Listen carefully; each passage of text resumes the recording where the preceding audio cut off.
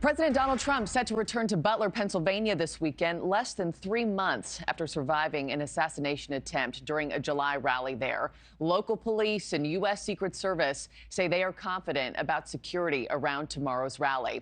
Scrutiny surrounding the Secret Service at an all-time high following 2 failed plots to kill the 45th president in just a matter of months. NewsNation's Libby Dean is live for us in Butler, Pennsylvania this morning. Libby, good morning to you. I'm curious, how does President Trump feel about returning to the city where he was nearly murdered back in July?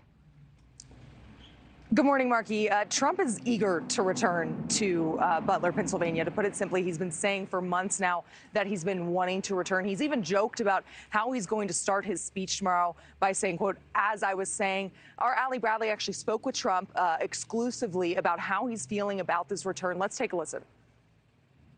Well, I'm always worried. I think that the White House isn't treating us very good. I get crowds that are 10 times bigger than anybody else, 20 times bigger than anybody else, and we're entitled to security. And I have a lot of respect for Secret Service. I think they're doing a good job, but they're only allowed to do what the White House is letting them do. Now, the former president has really ramped up that criticism of the Biden administration, not allowing more United States Secret Service agents around Trump. And he really ramped up that criticism again after that second assassination attempt on his life in Florida. And we're expecting to hear more of that tomorrow. Markie? It'll be all eyes on tomorrow night, Libby. The Secret Service says the agency has made what they're calling comprehensive changes and enhancements to their operations in the wake of the 2 attempts on the president. What exactly do those changes look like? Do we know? Well, Markie, to the naked eye, you can't really notice these changes. But since I've been covering Trump really pre and post this assassination attempt, I have noticed things like more snipers on the roof, more bomb-sniffing dogs around. And then when Trump is on stage, there are more agents surrounding him, new positions around him.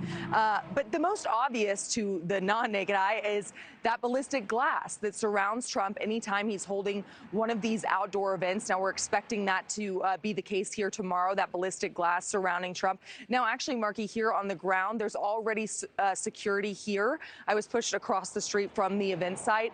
So they're already securing this in preparation for the former president tomorrow.